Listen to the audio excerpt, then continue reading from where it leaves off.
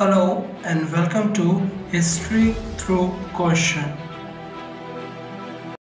Today's topic is Old NCERT Class 8 and today we're going to discuss second chapter, that is the India in the 18th century. This chapter is quite important because in this chapter we're going to study कि after the death of Aurangzeb how it leads to the decline of Mughal Empire or started the decline of Mughal Empire and emergence into the various independent regional states along with the other development in the 18th century. Okay, so the first and the foremost topic जो इसमें हम discuss करेंगे that is the disintegration of Mughal Empire. जैसे कि हमको already हम लोग discuss कर चुके हैं मेडिवल एनसीईआरटी में जो कि क्लास 7 में थी, जो मुगल एम्पायर था, मुगल एम्पायर ने काफ़ी हद तक एक तरीके से अगर हम बात करें तो यूनाइट किया था होल ऑफ द इंडिया को और सिंपली एंटायर कंट्री को यूनाइट किया था और साथ ही साथ उन्होंने एक इस्टेब्लिश किया था efficient and effective administrative system. अब ये जो efficient and administrative effective system था, इसको लेआउट करने में या फिर इसका जो फाउंडेशन जो था उसको स्ट्रेंथन करने में अकबर का जो रोल है काफ़ी इंपॉर्टेंट है. और यही जो एक स्ट्रॉन्ग इफिशिएंट इफेक्टिव एडमिनिस्ट्रेशन था उसने एम्पायर को स्टेबिलिटी प्रोवाइड करवाई सो दैट वो लास्ट कर पाया 150 years. At the same time उसने एक्सपेंड करने में भी काफ़ी रोल प्ले किया था. साथ ही साथ ये जो वन डायमेंशंस हो गया efficient administrative systems, along with it Mughal empire में अगर हम देखें तो वेरियस अदर डायमेंशंस में भी काफ़ी प्रोग्रेस देखने को मिलती है. वो होता है आर्ट, साथ ही साथ architecture, music along with the literature. तो ये सारे डेवलपमेंट हमको देखने को मिलते हैं मुगल एम्पायर में और अंडर द मुगल्स. नाउ अगर हम बात करें during the reign of Aurangzeb, जो कि एक तरीके से कहा जाए तो उनको last of the greatest Mughal कहते हैं. After that later Mughals start हो जाते हैं. अब ये जो लास्ट ऑफ द औरंगजेब और जो ग्रेट मुगल्स थे, यहाँ पे इनके टाइम पे काफ़ी ज़्यादा रिवॉल्ट्स और रेबिलियन स्टार्ट हो गए थे. अब इन रिवॉल्ट्स की अगर हम बात करें तो ये मोस्टली मराठास से रिवॉल्ट आ रहे थे, साथ ही साथ वेरियस सिख से रिवॉल्ट आ रहे थे और जाट से रिवॉल्ट आ रहे थे along with many others. Next important thing we discuss after the death of the Aurangzeb, जो कि हमको विटनेस होती है 1707 में. उसके बाद ये जो डिसइंटीग्रेशन होता है मुगल एम्पायर का, इट वॉज फेयरली फास्ट, काफ़ी ज़्यादा एक तरीके से कैटलिस्ट एक्ट करता है ये इंसिडेंट डेथ ऑफ औरंगजेब. और एक तरीके से जो यूनिटी मेंटेन थी टिल दी औरंगजेब, अब वो सून ब्रोकअप हो जाती है और वेरियस डिसयूनिटी आ जाती है और सिंपली डिसइंटीग्रेशन हमको देखने को मिलता है. और ये जो डिसइंटीग्रेशन था it leads to the breakup into smaller territories, जो कि आगे चल के मोर और लेस इंडिपेंडेंट रीजन और एक तरीके से स्टेट में ट्रांसफॉर्म हो जाएंगे. Next sub topic we talk about that is the later Mughals.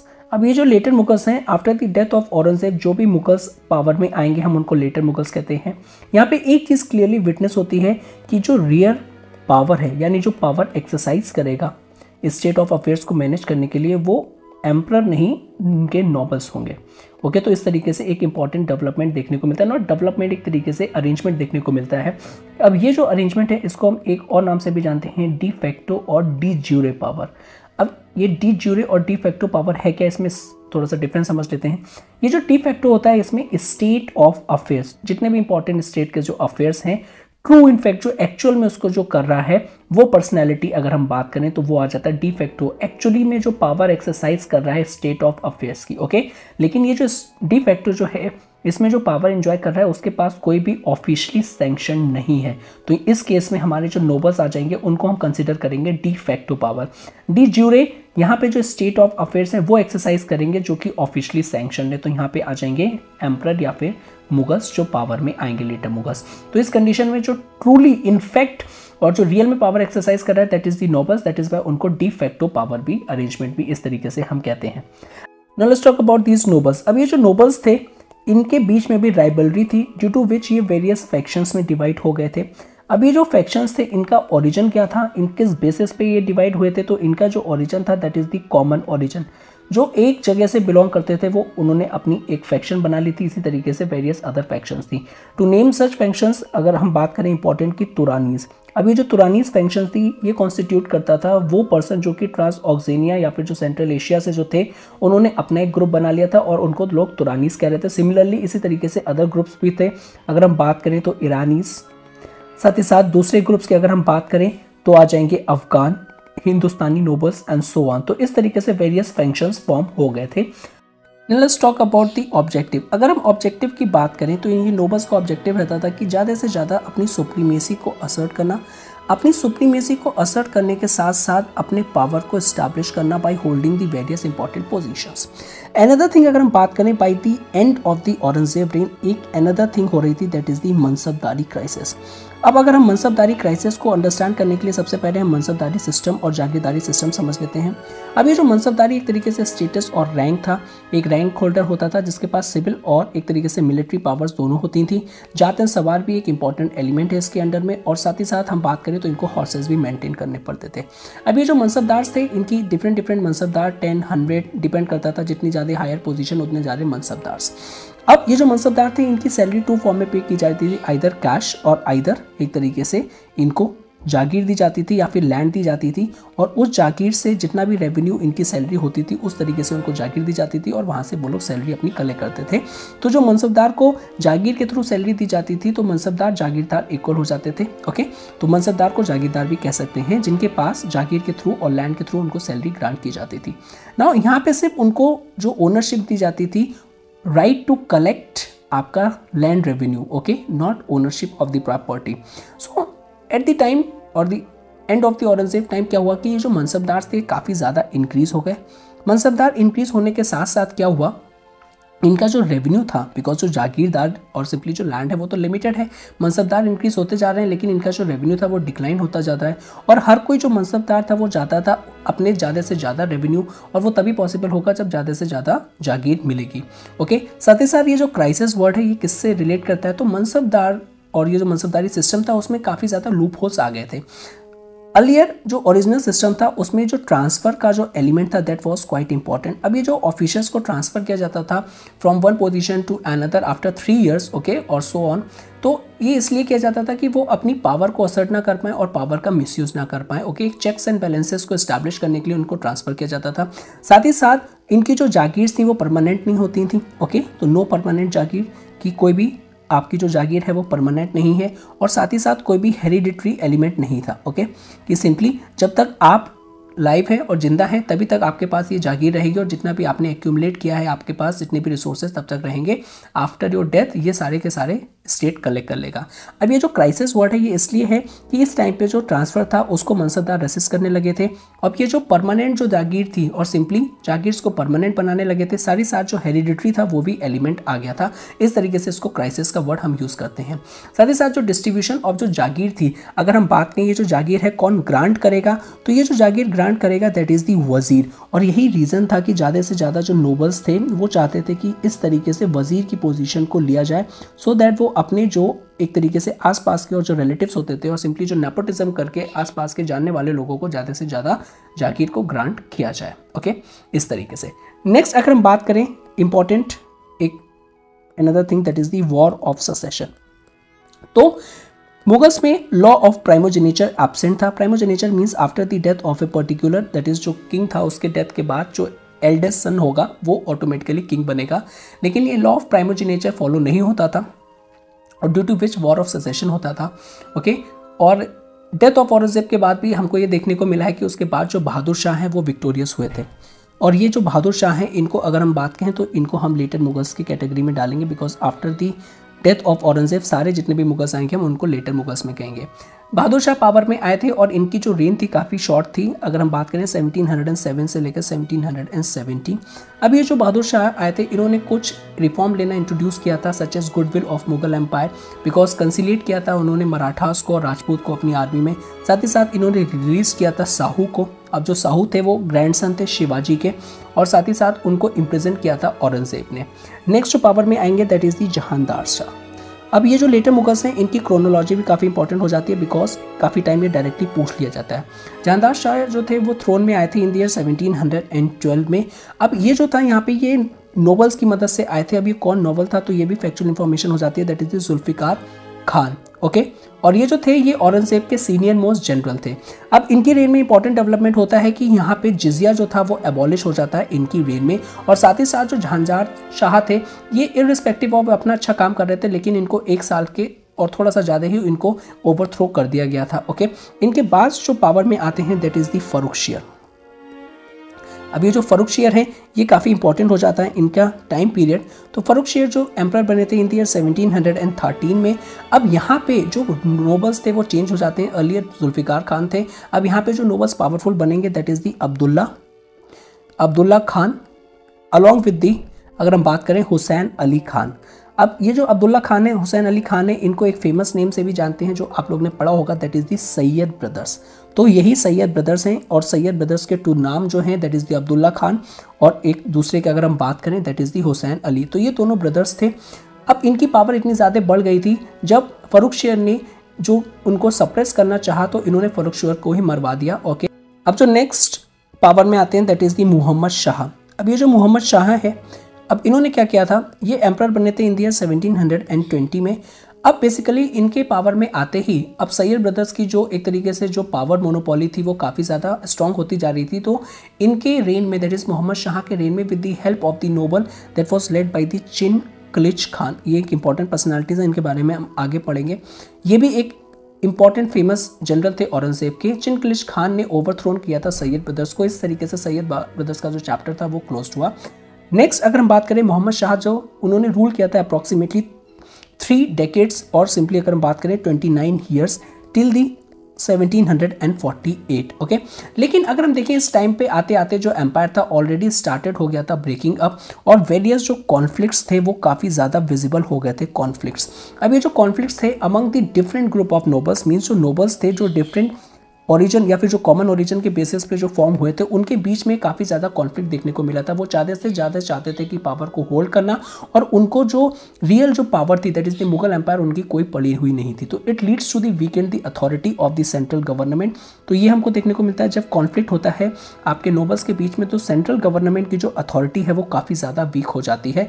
साथ ही साथ जो रियल पावर है basically it was absurd by the nobles, जो अब एक तरीके से अपनी अथॉरिटी को स्टैब्लिश करना है उन्होंने स्टार्ट कर दिया था। लेकिन अभी भी यहाँ पे अगर हम देखेंगे तो वो लोग फॉर्मल एलिजियंस, एक तरीके से नाम पे वो लोग मुगल एम्परर को अभी भी एक तरीके से सॉवरेन मानते थे, तो फॉर्मल एलिजियंस पे करते थे। लेकिन एक तरीके से यहाँ पे जो एम्परर्स थे वो शटल कॉक की तरह एक्ट करते थे कि वो जो नोबल्स अगर उसका इंटरेस्ट सर्व हो रहा है तब तक वो उस एम्परर को रखेगा, नहीं तो उसको हटा देगा। ओके, साथ ही साथ ये भी हमको देखने को मिलता है सेवरल जो प्रोविंसेस थे जो कि पहले जो अर्लियर गवर्नर्स के हैंड में थे, अब वो सिसीड होना स्टार्ट कर दिया था उन्होंने फ्रॉम दी एम्पायर, और इस तरीके से it leads to the establishments of semi independent हमको देखने को मिलता है वेरियस किंगडम्स। अब ये जो सेमी इंडिपेंडेंस किंगडम्स हैं इनमें इंपॉर्टेंट किंगडम्स की अगर हम बात करें तो ये निकल के आता है that is the Bengal, Awadh आता है, साथ ही साथ हैदराबाद आता है और रोहिलखंड। और अनदर इंपॉर्टेंट थिंग होती है इस टाइम और इस ड्यूरेशन में दैट इज 1739 में नादिर शाह इन्वेजन होता है। अब ये जो नादिर शाह इन्वेजन था ये काफ़ी इंपॉर्टेंट है। अब ये जो इन्वेजन था काफ़ी इंपॉर्टेंट क्यों हो जाता है, इट इज़ बिकॉज ये जो इन्वेजन था ये एक्ट करता है एज ए कैटलिस्ट की तरह। अब ये जो कैटलिस्ट की तरह इस तरीके से एक्ट करता है कि जो एम्पायर ऑलरेडी डिक्लाइन हो रहा था नादिर शाह इन्वेजन के बाद और फास्ट तरीके से डिक्लाइन होना स्टार्ट हो जाता है। तो जो नादिर शाह जो इन्वेस्ट किया था, सिंपली अगर हम बात करें तो कारनाल जो इसमें जो एक प्लेस है दैट वाज क्वाइट इंपॉर्टेंट। तो 1739 में मुगल आर्मी जो थी बेसिकली उनको हराया था नादिर शाह ने एट कारनाल, और उसके बाद दिल्ली में मैसेकर हुआ था, साथ ही साथ प्लंडर हुआ था ऑफ इट्स वेल्थ का। और जो पीरियड था आफ्टर नादिर शाह इन्वेजन वो एक तरीके से देखा जाता है further disintegration of the empire, उसको बहुत ही ज़्यादा फास्ट पेस से एम्पायर डिसइंटीग्रेट होना स्टार्ट हो जाता है। साथ ही साथ इस टाइम पे जो ग्लोरी थी मुगल एम्पायर की वो केम टू एन एंड हो जाती है। नेक्स्ट अगर हम बात करें सक्सेसर्स ऑफ मोहम्मद शाह, उसके बाद जो सक्सेसर्स आए थे दैट इज़ जो later Mughals just for name से थे, लेकिन उनको हम क्रोनोलॉजी के हिसाब से पढ़ लेंगे, that is the Ahmad Shah. अब ये जो अहमद शाह है इनका टाइम पीरियड अगर हम बात करें 1748 से लेकर 1754 तक इनका जो टाइम पीरियड था ऑल दो सिग्निफिकेंट है, लेकिन अगर हम बात करें जस्ट फॉर दी नेम से, बिकॉज यहाँ पे जो अथॉरिटी थी सेंट्रल गवर्नमेंट की ऑलरेडी वीक हो चुकी थी और इनकी जो एक तरीके से जो रीच थी वो भी काफ़ी लिमिटेड थी।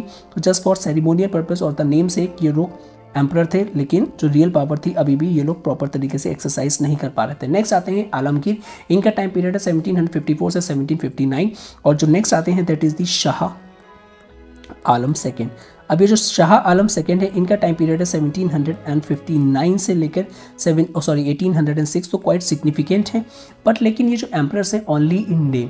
ओके, साथ ही साथ ये सारी चीज़ें जब चल रही थी डिसइंटीग्रेशन ऑफ मुगल एम्पायर और नादिर शाह का प्लंडर, और इस टाइम पे जो मराठास थे वो अपने आप को काफ़ी स्ट्रेंथन कर रहे थे और ये हमको देखने को मिलता है। तो इन मीन टाइम जो मराठास थे वो एमर्ज हुए थे as a most important power in the country. तो इनकी पावर काफ़ी ज़्यादा इंक्रीज हो रही थी।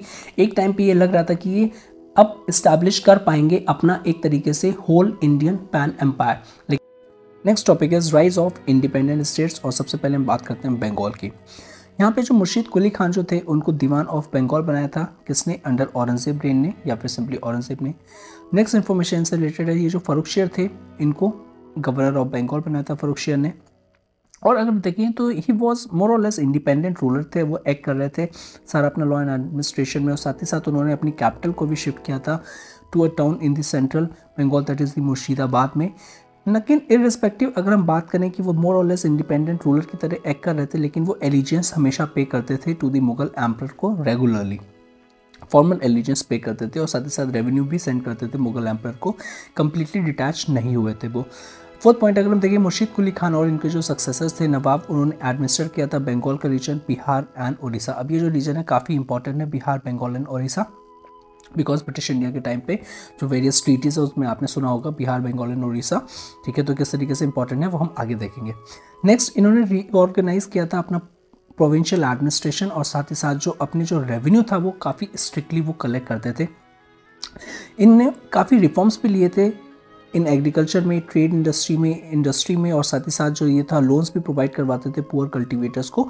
लेकिन ये जो सारे फिलेंथ्रोपिक जो मेजर्स थे, but at the same time से अगर हम बात करें ओवरऑल जो पीजेंट्स था वो नॉट बेनिफिटेड हुआ। इट इज़ बिकॉज जो रेवेन्यू था बहुत ही स्ट्रिक्टली कलेक्ट किया जाता था, और जो रेवेन्यू का जो अमाउंट था वो डिक्रीज नहीं किया गया था। दैट वाज द रीजन जहाँ पे जो पीजेंट्स की जो कंडीशन थी वो same as before. Next topic we talk about that is the rise of independent states, और हम हैदराबाद की बात करते हैं। यहाँ पे जो चिंगलिश खान थे इनको एक और टाइटल से भी जाना जाता है, दैट इज़ द निज़ामुल मुल्क, और ये गवर्नर ऑफ डेक्कन थे। 1722 में क्या देखने को मिलता है हमको, इनको हाईएस्ट पोजीशन दैट इज़ दी वजीर ग्रांट की जाती है, लेकिन ये रिटर्न हो जाते हैं डेक्कन में। रीज़न क्या था इनका रिटर्न होने का, कि कंसोलिडेट या फिर कंट्रोल मेंटेन करना चाहते थे अपना इस रीजन पे। ऑल्दो इन्होंने कभी भी अपने आप को डिक्लेयर नहीं किया था अपनी इंडिपेंडेंस की, हम मुगल अथॉरिटी से डिटैच हैं, कम्प्लीटली इंडिपेंडेंस हैं, लेकिन ये गवर्न करते थे Deccan as an independent ruler, कि वो अकाउंटेबल नहीं है किसी के। साथ ही साथ इन्होंने फाउंड करी थी अशफ शाही डायनेस्टी, और इनके जो सक्सेसर थे अपने आप को कहते थे निज़ाम्स ऑफ हैदराबाद, और ये जो निज़ाम्स ऑफ हैदराबाद है काफ़ी इंपॉर्टेंट रोल प्ले करते हैं कार्नाटिक वॉर्स में।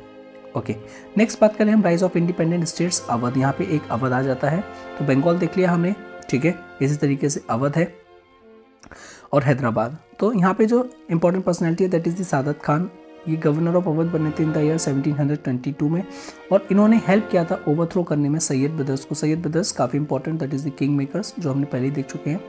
Succeeded by son in law, जो कि सफदर जंग थे वो भी, और वजीर भी ये बने थे। साथ ही साथ यहाँ पे अगर हम बात करें तो जो अवध रूलर्स थे इन्होंने काफ़ी हार्ड ट्राई किया था कि कैसे सप्रेस कर पाएँ ये लॉलेसनेस जो कि उस टाइम पे रीजन में प्रिवेल थी, फाइनेंशियल कंडीशन को काफ़ी इंप्रूव कर पाएँ, तो कि जो फाइनेंशियल रिसोर्सेज है वो इंक्रीज़ हो और प्रॉपर तरीके से ऑर्गेनाइज और एडमिनिस्टर कर पाएँ उस रीजन को। साथ ही साथ इनको चाहते थे कि इस्टेब्लिश हो peace and justice, because peace and justice जब इस्टेब्लिश होगा तभी आपका जो एम्पायर है वो प्रॉस्परस कर पाएगा, या फिर जो भी रीजन में आप एडमिनिस्टर कर रहे हैं वो प्रॉस्पर कर पाएगा। इन्होंने ऑर्गेनाइज करी थी अपनी पावरफुल आर्मी, और उस पावरफुल आर्मी में हमको क्या देखने को मिलता है कि एक नॉन डिस्क्रिमिनेशन एलिमेंट मिलता है, जहाँ पे मुस्लिम्स, हिंदू, नागास और सन्यासी सभी एक तरीके से लोग जो हैं वो इनकी आर्मी में देखने को मिलते हैं। साथ ही साथ इनकी बात करें, इनका जो रूल था काफ़ी इन्होंने एक्सटेंड किया था up to the Rohilkhand regions. Next इनका जो रूल था ये हुआ था extend to the Rohilkhand regions, और जहाँ पे लार्ज नंबर ऑफ अफगान्स जो थे वो माउंटेन रेंजेस के थ्रू आए थे, जिनको रोहिलास भी कहा जाता था, और सिंपली वहाँ पे वो सेटल्ड होते। यहाँ पे जो रोहिला चीफ्स थे इन्होंने काफ़ी हार्ड ट्राई किया था अपने आप को इस्टेब्लिश करने का एज एन इंडिपेंडेंट प्रिंसिपैलिटीज़ इस एरिया में। सो ये सारी इंपॉर्टेंट इन्फॉर्मेशन हो जाती है with reference to the independent states Awadh.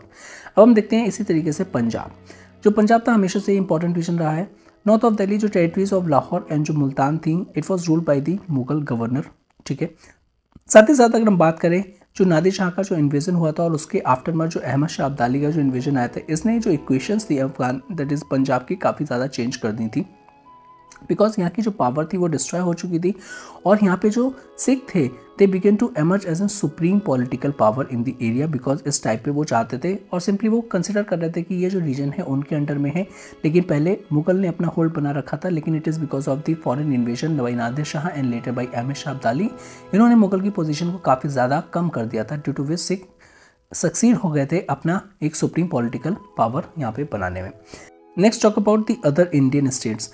तो मुगल जो ऑफिशियल्स थे और जो गवर्नर्स थे जिन्होंने अपने लिए एक इंडिपेंडेंट या सेमी इंडिपेंडेंट स्टेट्स को फॉर्म किया था, इसी तरीके से वेरियस अदर स्टेट्स थे अंडर मुगल एम्पायर, जो जैसे ही मुगल एम्पायर की अथॉरिटी वीक हुई उन्होंने अपने आप को इंडिपेंडेंट असर्ट कर दिया और साथ ही साथ अपने रीजन को भी एक्सपेंड करने लगे। इनमें अगर हम बात करें तो फर्स्ट एंड द फॉरमोस्ट नाम आता है दैट इज द राजपूत्स का।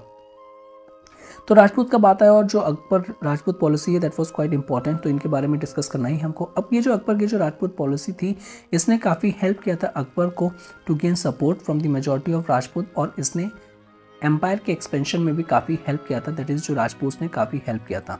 नेक्स्ट बात करें कि यहाँ ये जो पॉलिसी थी राजपूत पॉलिसी, ये वेरियस रूलर्स के अंडर में कुछ चेंज हुई और साथ ही साथ औरंगजेब की रेन आते में कुछ ऐसा हो गया कि ये जो राजपूत थे रिवॉल्ट करने लगे थे अगेंस्ट दी औरंगजेब। क्या क्या रीज़न था? तो ये जो औरंगजेब थे ने जब एक तरीके से इंटरफेरेंस करना स्टार्ट कर दिया था with their inheriting privileges of ancestral lands, तो ये जो राजपूत से बेसिकली वो अगेंस्ट हो गए थे मुगल एम्पायर के, स्पेशली अंडर औरंगजेब रेन। तो आफ्टर औरंगजेब डेथ उन्होंने अपने आप को फ्रीड कर लिया था themselves from the Mughal control, कि अब वो किसी के मुगल कंट्रोल के अंडर में नहीं है, उनको कोई भी एलिजेंस शो नहीं करना है, साथ ही साथ किसी को भी सुप्रीम नहीं मानना है, और साथ ही साथ अपने को एक्सटेंड करने लग गए थे अपने इन्फ्लुएंस को जहाँ पे भी वो रीजन उन्होंने स्टैब्लिश किया था।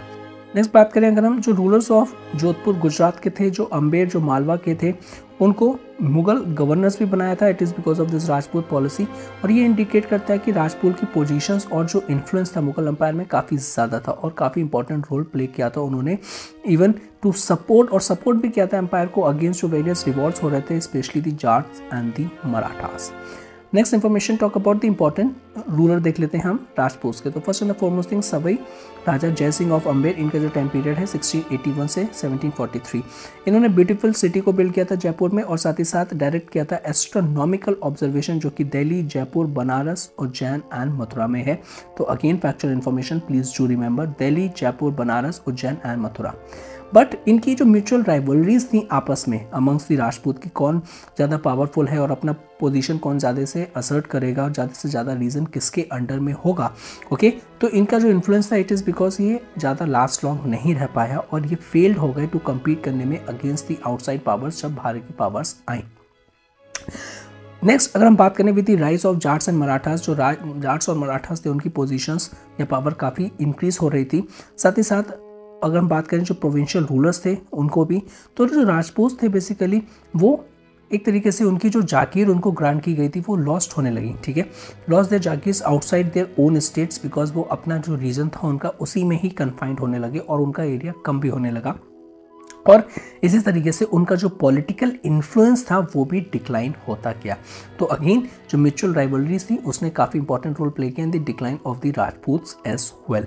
नेक्स्ट बात करें जो राजस्थानी जो राजपूत थे, ऑल्दो उन्होंने काफ़ी इंपॉर्टेंट रोल प्ले किया था in increasing economy of the country. ये काफ़ी इंपॉर्टेंट पॉइंट हो जाता है एनसीईआरटी में जो मेंशन है। इट इज़ बिकॉज एग्जाम्पल यहाँ पे जो मर्चेंट्स थे उन्होंने अर्लियर कंसंट्रेट किया था क्रॉस कंट्री कॉमर्शियल ट्रेड में। ठीक है, उस टाइम पे जो इंपॉर्टेंट सेंटर्स थे that is the Gujarat, Delhi और आगरा काफ़ी इंपॉर्टेंट सेंटर थे।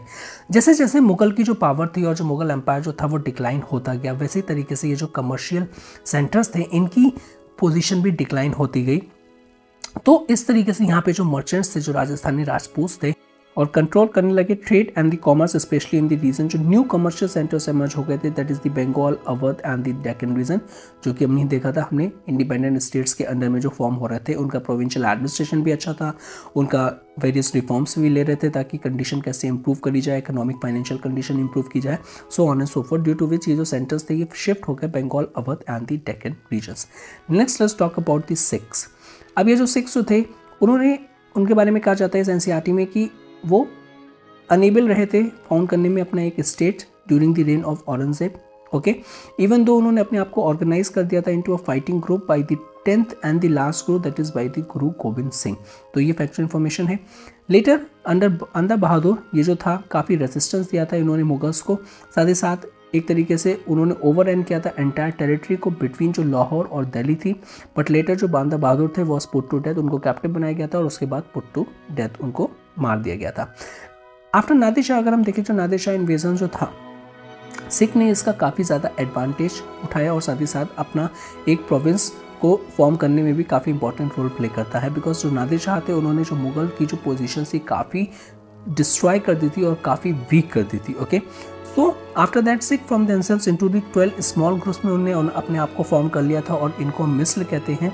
और जो लीडर जो मिस्र था बेसिकली, और साथ ही साथ parcel the territories amongst them, उन्होंने अपने आप को टेरिटरीज बांट ली थी। अब ये जो टेरिटरीज थी इंदस, झेलम, चिनाब, रावी, ब्यास, सतलज इसके बीच में थी। ओके, तो अपने आप को टेरिटरीज बांट ली थी कि कौन सा मिस्र किस एरिया में कंट्रोल पावर करेगा।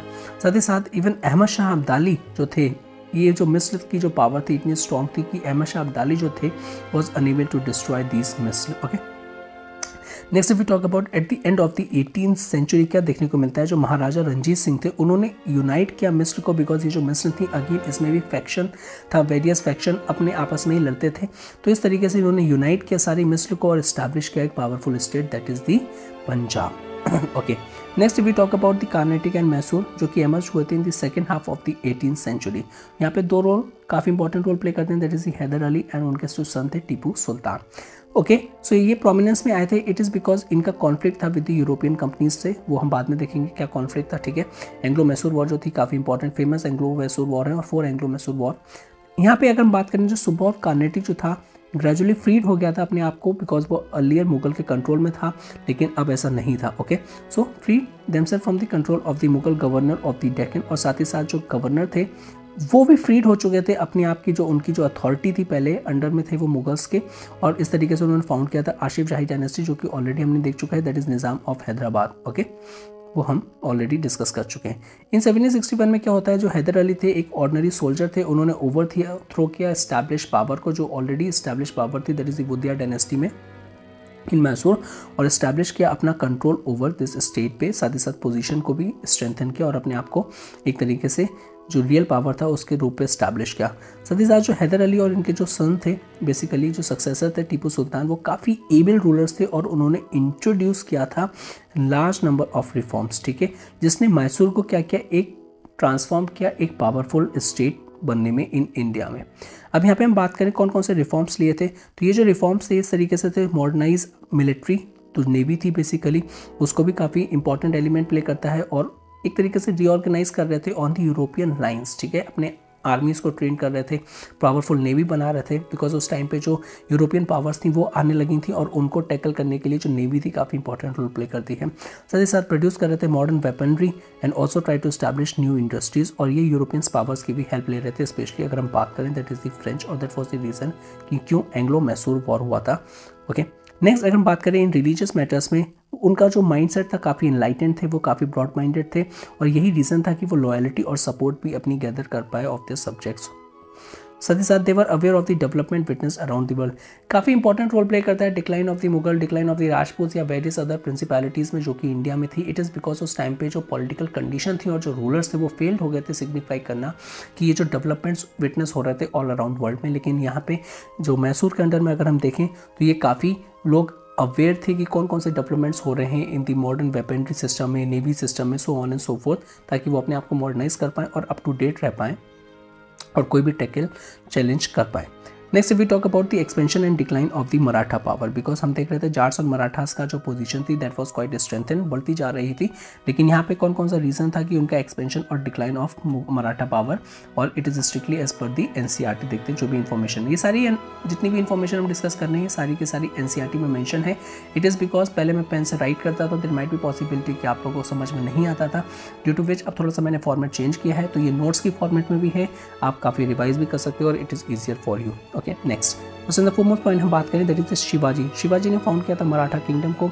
अब ये जो था ड्यूरिंग औरंगजेब रेन में थे। ठीक है, जैसे ही औरंगजेब की डेथ हुई थी, अब जो शिवाजी के जो ग्रैंडसन थे दैट इज द शाहू, वो अंडर कैप्टिविटी थे, लेकिन जैसे डेथ होती है उनको रिलीज़ किया जाता है। इट इज़ बिकॉज कंडीशन जो थी सुधारने के लिए उनको एक तरीके से पीस इस्टेब्लिश करने के साथ मराठास के साथ उनको छोड़ा जाता है। नेक्स्ट, जब साहू इन कैप्टिविटी में थे तो ताराबाई जो विडो थी राजा राम की, उन्होंने इंस्टॉल किया था अपने सन और जो राइवल किंग थे एट कोल्हापुर, वाइल जो साहू था उनकी जो सीट थी power that is the Satara. अब ये जो था definitely it's lead to the conflict between the supporters of two competitors, कुछ साहू को सपोर्ट कर रहे थे और कुछ राजा राम को सपोर्ट कर रहे थे, बट लेटर ऑन जो साहू थे समहाउ एस्टैब्लिश द सुप्रीमेसी और वो अब इंपॉर्टेंट रोल प्ले करेंगे। Next topic that is the rise of Peshwas. अब ये जो पेशवाज है काफी इंपॉर्टेंट रोल प्ले करेंगे with reference to the Marathas. On 16 November 1713 को देखें जो मराठा एम्पर जो साहू थे, एक तरीके से ये एम्पर हैं। अब यहाँ पे एक पोजीशन है, पावरफुल पोजीशन, उन्होंने अपॉइंट किया था बालाजी विश्वनाथ को एज ए पेशवा। अब यहाँ पे दो पोजीशंस हो गए, ठीक है। पेशवा कैसे एक्ट करेंगे, that is the prime minister of the empire. Okay, Balaji जो विश्वनाथ थे इन्होंने हेल्प किया था साहू को और ये पेशवा बने थे, और साथ ही साथ इन्होंने मराठा के एक्सपेंशन में भी काफ़ी इंपॉर्टेंट रोल प्ले किया था। इन्होंने एग्रीमेंट भी किया था सैयद ब्रदर्स के साथ, तो अगेन फैक्चुअल इन्फॉर्मेशन, ठीक है। ऑल शिवाजी जो किंगडम था वो रिस्टोर कर दिया गया था शाहू को, बिकॉज हमने देखा था ना, टू लोग कॉन्फ्लिक्ट हो रहा था, टू राइवलरीज थे, ताराबाई का जो सन थे और साथ ही साथ साहू। यहाँ पे सारी शिवाजी का जो किंगडम था उनको रिस्टोर कर दिया था शाहू को, और साथ ही साथ इनको पावर दे दी गई थी चौथ एंड सदेशमुखी, बेसिकली एक रेवेन्यू कलेक्शन के सिस्टम में ऑलरेडी डिस्कस इन डिटेल, ठीक है, of 6 subahs of the south. In return Shahu ने क्या किया था, एग्रीड किया था कि हम हेल्प करेंगे आपको मुगल एम्पायर को। इन 1719 में क्या देखने को मिलता है, जो मराठी फोर्सेस जो थी उन्होंने हेल्प किया था one of the Syed brothers, ताकि वो ओवरथ्रो कर पाए, दैट इज द फर्रुखशियर, जो कि लेटर मुगल्स थे। और उस टाइम पे जो मुगल्स थे उनके लिए एक काफ़ी चैलेंज था, that is the importance positions of और इम्पोर्टेंस राइज ऑफ मराठास। सो मराठा ने एडवांटेज लिया मुगल एम्पायर का और इस्टेब्लिश करी अपनी सुप्रीमेसी, बिकॉज जो केओस चल रहा था। स्लोली एंड ग्रेजुअली ये जो ऑफिस था पेशवा का, that is the prime ministership का, ये काफ़ी इंपॉर्टेंट हो गया था, पावरफुल हो गया था, और इवन इतना हो गया था कि ये एक्लिप्स कर दिया या सिंपली ओवरशैडोड कर दिया इसने अथॉरिटी ऑफ द एम्परर, या फिर सिंपली द मराठा किंग कह सकते हैं। नेक्स्ट बात करते हैं, that is the Bajirao first. इन्होंने सक्सीड किया था बालाजी विश्वनाथ को इन द ईयर 1720 में, और साथ ही साथ स्टार्ट किया था पॉलिसी ऑफ फाइटिंग, जो कि एक ऑफेंसिव वॉर था against the Nizam, again remember Nizam of Hyderabad की हम यहाँ पे बात कर रहे हैं। साथ ही साथ इन्होंने एक्सटेंड किया था मराठा एम्पायर को टू द नॉर्थ, और लेवाई ट्रिब्यूट करी थी कौन कौन सी, ये तो चौथ और जो सदेशमुखी जो इनका जो अरेंजमेंट था रेवेन्यू का कलेक्शन का, उसको इन्होंने कॉन्कर किया था मालवा रीजन को, सदर्न गुजरात को और बुंदेलखंड को, और वेरियस रेड्स भी कंडक्ट करी थी इन दिल्ली में। यहाँ पे काफ़ी इंपॉर्टेंट रोल ये हो जाता है कि ऑल्दो इन्होंने कभी ऑक्यूपाई नहीं किया था दिल्ली को, लेकिन हाँ ये रेड्स करते थे, जाते थे, लूटते थे और आ जाते थे। नेक्स्ट बालाजी बाजीराव, जो कि सन थे बाजीराव के, इन्होंने कंटिन्यू करी थी अपनी फादर्स की forward policy, that is the expansion, और ये इवन बिहार एंड उड़ीसा तक भी पहुंच गए थे इन दी ईस्ट, और पंजाब तक भी पहुंच गए थे इन दी नॉर्थ। और बेसिकली इस पीरियड में अगर हम देखें तो इनको कंसिडर किया जाता है greatest expansion of the Maratha power. तो अगेन फैक्चुअल इन्फॉर्मेशन जो है या फिर जो स्टेटमेंट बेस्ड क्वेश्चन आएंगे कि अंडर हुज रेन, ठीक है, जो greatest expansion of the Maratha power witness, तो the correct answer is Balaji Bajirao. Next question, weakness of Maratha systems, की मराठास क्यों सक्सीड नहीं हो पाए अपने आप को एस्टैब्लिश करने में एक पावरफुल एम्पायर को, तो it is because of its lack of political structure. इनका जो पॉलिटिकल स्ट्रक्चर था बहुत ही ज़्यादा खराब था एक तरीके से अगर हम कहें, ठीक है। अब इसका रिजल्ट क्या हुआ, ताकि वो कंसोलिडेट नहीं कर पाए, साथ ही साथ इस्टेब्लिश नहीं कर पाए एक stable, efficient, effective administration.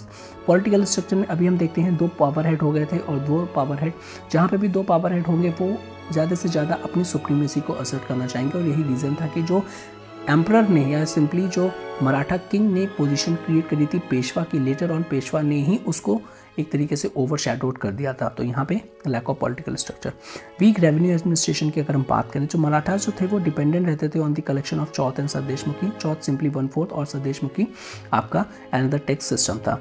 And on their exploits, साथ ही साथ जो प्लंडर और लूट, जो कि अभी हमने एग्जाम्पल देखा, दैट इज द दिल्ली के रीजन में जो लूट करते थे, साथ ही साथ वो फेल्ड हो गए टू स्टैब्लिश करने में एक efficient system of revenue administration, proper revenue administration establish नहीं कर पाए। न्यू टेरिटरी जो थी उन्होंने कॉन्कर किया था, but much less focus was on the administration, कि आपने कॉन्कर तो कर दिया एक टेरिटरी को, लेकिन सिंपली आपने एक्सप्लॉइटेशन किया वहाँ पे, उसमें लूट करी, प्लंडर करी, लेकिन वहाँ का एडमिनिस्ट्रेशन जो था उसकी आपने कतई ध्यान नहीं दिया, due to which what will happens कि वहाँ के जो लोग थे आपने एलिनिएटेड कर दिया और आपके अगेंस्ट में होने लगे।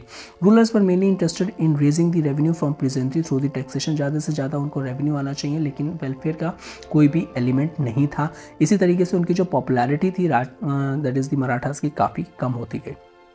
नेक्स्ट, डिवीजन अमंग देमसेल्व्स, अभी हमने देखा था कि 2 अदर रीजन था डाउनफॉल मराठास का, बेसिकली इनका जो अपना ओन पॉलिटिकल स्ट्रक्चर था। अब बेसिकली इनका जो नेचर अगर हम देखें तो एक कॉन्फेडरेसी था, जहाँ पे जो पावर थी वो शेयर होती थी अमंग दी वेरियस चीफ्स और दी सरदार्स, ठीक है। एक आपने कॉन्फेडरेसी, जैसे पूरा एम्पायर को कॉन्फेडरेसी कंसिडर कर लिया है, और उसमें से क्या है कि जो ईच पावर जो है वो शेयर होगी अमंग दी चीफ और सरदार्स, और डेफिनेटली जहाँ पे इस तरीके के एलिमेंट आ जाएंगे जहाँ पे यूनिटी नहीं होगी, तो आप चाहोगे ज़्यादा से ज़्यादा हमें पावर मिले, इस तरीके से आपकी म्यूचुअल राइवलरी भी होगी। By the middle of 18th century क्या देखने को मिलता है कि 5 एक तरीके से जो डिस्टिंक्ट मराठास पावर हैं वो एमर्ज होती हैं। Okay, it was not the distinct Marathas power.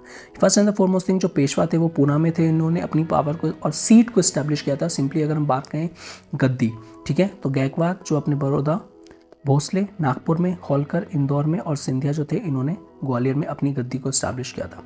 Next बात करें वीक डिप्लोमेसी, इनकी जो डिप्लोमेसी स्किल्स थे काफ़ी ज़्यादा वीक थे, okay, in contrast to the various other principalities, चाहे वो दैट इज़ द सिक्स हो या फिर अगर हम बात करें जो मुगल्स हों स्पेशली, बिकॉज ऑफ द इनका जो एक्शन था और साथ ही साथ जो पॉलिटिकल एम्बिशंस थे जो कि पास मराठास, इन्होंने बेसिकली रिस्ट्रिक्ट किया कि वो सपोर्ट ले पाए किसी भी नॉर्दर्न रीजनल पावर से। साथ ही साथ ये इंटरफेयर भी करते थे इंटरनल मैटर्स में और लेवाई करते थे ह्यूज फाइन्स और साथ ही साथ tributes upon the Rajputana state जहाँ पे भी वो कैप्चर करते थे, particularly to the peasants and traders, due to which यहाँ पे जो पीजेंट्स और ट्रेडर्स थे या जो होल कम्युनिटी थी वो अगेंस्ट हो जाती थी इनके, ताकि इनको सपोर्ट ना कर पाए। इन केस ऑफ अवध अगर हम देखें तो they made a large territorial and monetary claims, further they levied the heavy fines on the Jat chiefs and also angered the Sikh chiefs. तो इस तरीके से हम देखते हैं जो भी मेजर पावर थी, जो भी स्मॉल प्रिंसिपैलिटीज उस टाइम पे एमर्ज हुई थी after decline of the Mughal empire, तो हमको ये देखने को मिल रहा है कि सबको वो एलिनेटेड कर रहे हैं और ज़्यादा से ज़्यादा रेवेन्यू एक्सट्रैक्शन उनका मेन ऑब्जेक्टिव है और diplomacy. Now let's talk about the third battle of Panipat 1761, ठीक है, बात करते हैं। First battle of Panipat you know that is Babur और second battle of Panipat Akbar, ठीक है। थर्ड बैटल ऑफ पानीपत की बात करते हैं यहाँ पे। सो नादिर शाह जो थे उनको मर्डर कर दिया गया था ड्यूरिंग उनके अफगानिस्तान कॉन्क्वेस्ट में और बेसिकली उनका एक आर्मी कमांडर था जिन्होंने उनका मर्डर किया था। अब ये जो उनके कमांडर थे अहमद शाह अब्दाली, उन्होंने कैप्चर कर ली थी पावर और इस्टेब्लिश की थी दुरानी डायनेस्टी इस रीजन में जहाँ पे अलिया नादिर शाह ने अपना कंट्रोल बनाया था। अब ये जो मराठास थे ऑलरेडी हमने देखा था कि अपना एक्सपेंशन पॉलिसी और जो फॉरवर्ड पॉलिसी जो थी उनकी इस तरीके से वो पहुंच गए थे up to Delhi and Punjab तक। अब यही रीज़न था कि यहाँ पे जो मराठास और जो अहमद शाह अब्दाली जो थे उनके बीच में जो वॉर था एक तरीके से इनएविटेबल हो गया था कि अब वो होना ही होना था, बिकॉज दो पावर ब्लॉक्स, अगेन जो मराठास अपने आप को सुप्रीम कंसिडर कर रहे थे और जो अहमद शाह अब्दाली था वो as a conqueror. Other powers in north अगर हम देखें that is the Nawab of Awadh, Jat and the Rohillas. अब ये सारी की सारी वो पावर हैं जिनसे जो अगर हम देखें मराठास का भी कॉन्फ्लिक्ट है, बिकॉज वो ज़्यादा से ज़्यादा क्या कर रहे थे, एलिनेट किया था इन्होंने अवध, जाट और रोहिलास को। मुगल एम्परर्स जो थे अब उनकी पावर इतनी ज़्यादा डिक्लाइन हो गई थी कि वो होना ना होना उनका कोई भी मैटर नहीं करता था। नेक्स्ट अहमद शाह अब्दाली जो थे बेसिकली उन्होंने डिप्लोमेसी के थ्रू सपोर्ट ली अवध की और रोहिलास की, बिकॉज उनको पता था कि अगर आप इंडिया में किसी को कॉन्कर कर रहे हो तो वहाँ पे उसकी सपोर्ट लेना काफ़ी ज़रूरी है अगेंस्ट एक पावरफुल जो कि मराठास थे। Marathas on the other hand उनकी वीकनेस ही यही थी कि वो अलाइंस नहीं बना पाए थे। So due to Marathas weak diplomacy neither Rajput nor the Jat Sikh और कोई भी पावर उन्होंने हेल्प करी थी during the third battle of Panipat in 1761, due to which जो मराठास थे वो हैविली लॉस्ट हुए थे और सिंपली इतनी बुरी तरीके से हारे थे। ओके, साथ ही साथ यहाँ पे कुछ फैक्चुअल इन्फॉर्मेशन भी है, that is the Sadashiv Rao और सदाशिव राव भाऊ और द पेशवा सन जो विश्वराव थे अमंग दोस्त जो कि किल्ड हुए थे इस बैटल में, that is the third battle of Panipat. तो कौन किल्ड हुआ था फ्रॉम द मराठास कैंप, तो ये दो इंपॉर्टेंट नेम आपको याद रखने हैं। नाउ लेट्स बात कर लेते हैं consequences of the third battle of Panipat. Definitely although significance जो था इसका काफ़ी यूज था, लेकिन तब भी बात कर लेते हैं। Simply is a death blow थी तो दी मराठा सुप्रीमेसी जो कि काफ़ी ज़्यादा इंक्रीज होती जा रही थी। इसी तरीके से मराठास ने लॉस कर ली थी अपनी सॉवरेनिटी इन पानीपत एरियाज में, द्वाब रीजन में भी एटसेट्रा। आफ्टर मराठास जो Sardars began to quarrel among themselves, because इसके बाद क्या हुआ कि मराठा सरदार जो थे वो एक तरीके से अपने लिए कंसर्न हो गए थे, पहले भी कंसर्न थे लेकिन उसके बाद ज़्यादा कंसर्न हो गए थे कि जितनी भी पावर बची है उसको ज़्यादा से ज़्यादा एक्वायर करके अपने आप को स्टेबल और कंटिन्यू किया जाए। And Marathas powers were completely ended. जो मुगल एम्पायर थे that was fail by this battle, और जो दुरानी थे did not remain in India too longs, that is the Ahmad Shah Durrani के बारे में बात कर रही है। तो इस तरीके से वो रीइंस्टेट किया था उन्होंने मुगल शाह आलम सेकंड को as an emperor at Delhi. तो जब ये भी सेरेमोनियल के नाम पे था, जस्ट फॉर नेम सेक, ठीक है, उनका होना या ना होना बराबर ही था। नेक्स्ट मुगल एम्परर की अगर हम बात करें were only for the name सेक, और बेसिकली हर कोई फ्री था अपना रूल को अब इस्टेब्लिश करने में, और उनकी जो सिंपली अलीजियंस जो था या फिर जो सुप्रीमेसी थी कहीं पे भी विजिबल नहीं थी।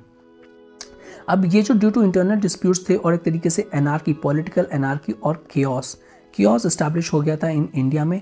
यही रीज़न था जो इंग्लिश थे इस्टेब्लिश कर पाए अपना इन्फ्लुएंस, और उन्होंने अपने आप को इस्टेब्लिश किया था British rule in India. Now last topic जो एनसीईआरटी में है that is some feature of society and politics की बात कर लेते हैं इन दी 18th सेंचुरी में। तो समराइज कर लेंगे जो भी अभी तक हमने पढ़ा सोसाइटी के रेफरेंस में और पॉलिटी के रेफरेंस में। First and the foremost thing, trade and commerce flourished. जिस तरीके से हमने राजस्थानी और जो मर्चेंट्स हैं उनका एग्जाम्पल हमने देखा, पावर सेंटर्स, कमर्शियल सेंटर्स किस तरीके से स्टैब्लिश हुए अलग अलग, ठीक है। नेक्स्ट इंपॉर्टेंट ट्रेड सेंटर्स जो थे मुर्शिदाबाद एंड ढाका, और जो बंगाल, हैदराबाद, मसूलीपट्टनम साउथ में, और फैजाबाद, ठीक है, बनारस, लखनऊ, गोरखपुर, अवध रीजन में काफ़ी ज़्यादा ये एमर्ज हुए। क्यों एमर्ज हुए? It is because rise of the independent states. तो जैसे जैसे इंडिपेंडेंट स्टेट्स एमर्ज हो रहे हैं वैसे वैसे जो न्यू कमर्शियल सेंटर्स हैं वो भी बढ़ रहे हैं, और इनका जो ट्रेड पोटेंशियल था काफ़ी ज़्यादा इंक्रीज था। इट इज़ बिकॉज यहाँ पे जो न्यू प्रिंसिपैलिटीज़ आई थी, और सच एज जो हैदराबाद हो गया या फिर अवध हो गया, तो वहाँ के जो रूलर्स थे वो काफ़ी इंपॉर्टेंट रोल प्ले कर रहे थे रिफॉर्म्स लेने में, और ये जो रिफॉर्म्स थे ताकि इंप्रूव कर पाएँ economic and financial conditions of particular area. Next बात करें, नो रिलीजियस डिस्क्रिमिनेशन, कोई भी रिलीजियस डिस्क्रिमिनेशन नहीं देखने को मिलता है, और यही रीज़न था जो आर्मी में हमने देखा था कि वेरियस डिफरेंट कम्युनिटीज़ के लोगों को भी आपका इंक्लूड किया जाता था या रिक्रूट किया जाता था between the Hindus and Muslims officials and जो चीफ्स थे बाय द प्रोविंशियल रूलर्स। तो वो कोई भी डिस्क्रिमिनेशन नहीं करते थे, बिकॉज उनको पता था कि अगर आप एक पर्टिकुलर एरिया में गए हो वो आपको तभी एक्सेप्ट करेंगे जब आप एक वेलफेयर और सिंपली एक तरीके से लिबरल पॉलिसी अडॉप्ट करोगे, और ना कि ऑर्थोडॉक्स पॉलिसी जो कि औरंगजेब ने करी थी। तो उनके अगेंस्ट में काफ़ी ज़्यादा वॉर्स एंड रिवॉर्ड्स हुए थे, तो that was quite fitness. Next Indian languages की अगर हम बात करें और जो लिटरेचर थे वो भी काफ़ी ज़्यादा यहाँ पे प्रोग्रेस देखने को मिलती है, such as the Bengali, Marathi, Telugu, Punjabi काफ़ी प्रोग्रेस हुए थे। नेक्स्ट लेट्स टॉक अबाउट ये जो उर्दू है ऑलरेडी काफ़ी पॉपुलर हो गया था, लेकिन इस टाइम पे ये स्पेशली टाउन्स में भी यूज़ होना स्टार्ट हो गया था। अर्लियर ये कन्फाइंड था विलेजेस में या फिर पर्टिकुलर एरियाज़ में। क्लासिकल म्यूजिक जो था लाइक ख्याल, थुमरी, गज़ल, ये भी काफ़ी प्रोग्रेस हुआ था। पेंटिंग्स भी डेवलप हुई थी under the influence of the Mughals, और राजपूत स्टाइल्स हमें रीजनल वेरिएशन देखने को मिलते हैं सच एज कुल्लू, कांगड़ा, चांपा, ठीक है। तो ये काफ़ी इंपॉर्टेंट हो जाता है। आर्ट एंड कल्चर जब हम इसको करेंगे तो डेडिकेटली इसको एड्रेस करेंगे एक एक स्टाइल्स में। दस in spite of the conflicts and war जो कल्चरल प्रोग्रेस थी कंटिन्यूड रही थी ड्यूरिंग दिस पीरियड। अब यही मेंस का क्वेश्चन भी बन जाता है कि throughout the 18th century despite the conflicts and various wars, cultural progress continued during this periods. Elaborate. So in this way you can all include the elements. So ये जो NCERT, old NCERT, that was quite important. Okay, इस तरीके से statement मिल जाते हैं जो कि directly potential है इनका क्वेश्चंस में कन्वर्ट होने का। नेक्स्ट बात कर लेते हैं सोसाइटी फीचर्स हो गया, कुछ पॉलिटी फीचर्स की बात कर लें 18th सेंचुरी में।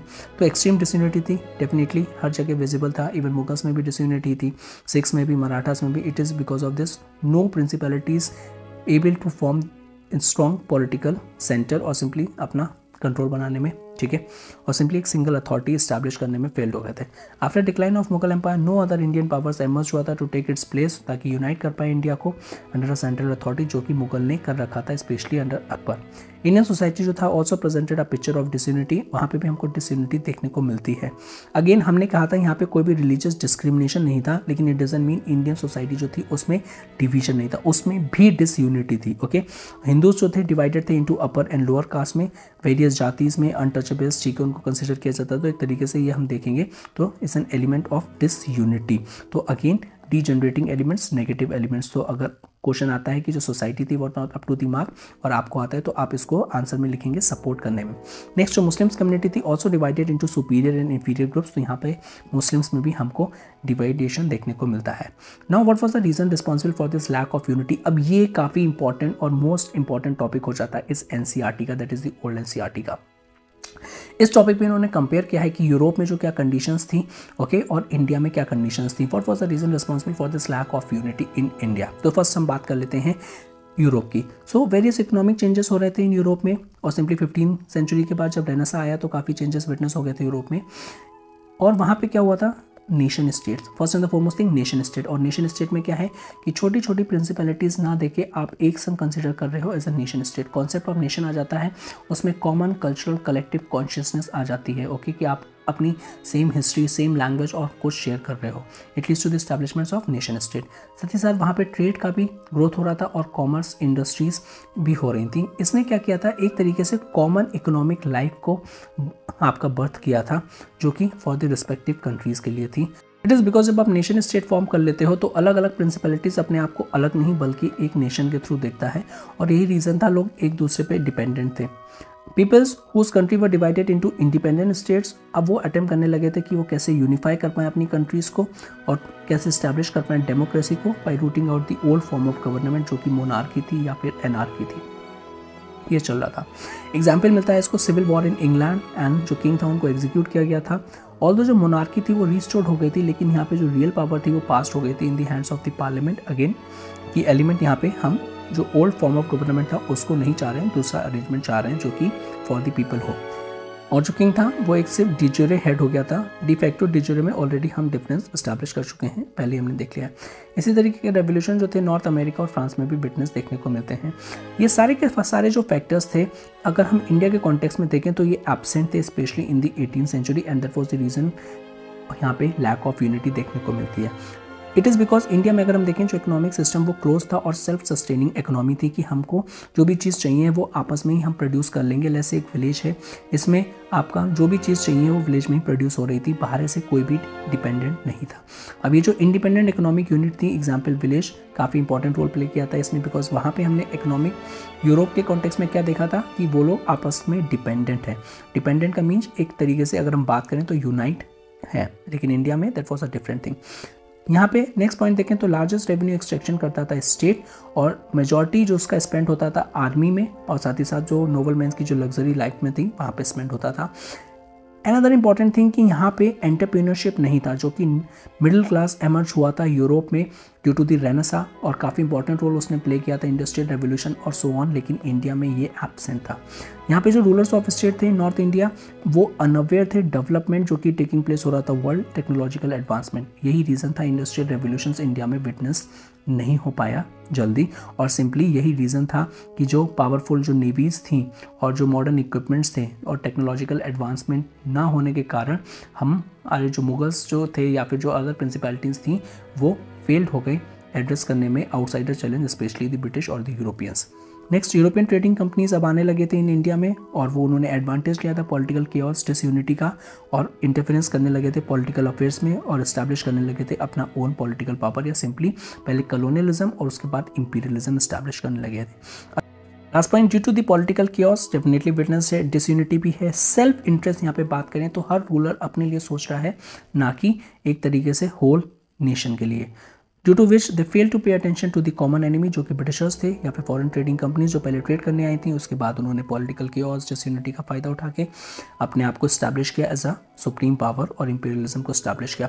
Even though they supported companies to fulfil their own self interest, और इंडियन रूलर्स तो भाई साहब इतने ग्रेट थे ना कि वो अपनी कंपनीज, ये जो फॉरेन कंपनीज आए थे इनको ही माई बाप बना लिया था और इनकी सपोर्ट से बेसिकली अपना सेल्फ इंटरेस्ट पूरा कर रहे थे, and in this way it leads to the establishments of the British rule in India, जो कि हम नेक्स्ट चैप्टर में देखेंगे एनसीईआरटी के। सो आई होप ये जो थोड़ा सा चेंजिंग पैटर्न है थ्रू नोट्स फॉर्मेट आपको हेल्प करेगा और अच्छे से अंडरस्टैंड करने में। So if you like this video please do like share and subscribe, and thank you very much for watching this. Have a good day, stay safe.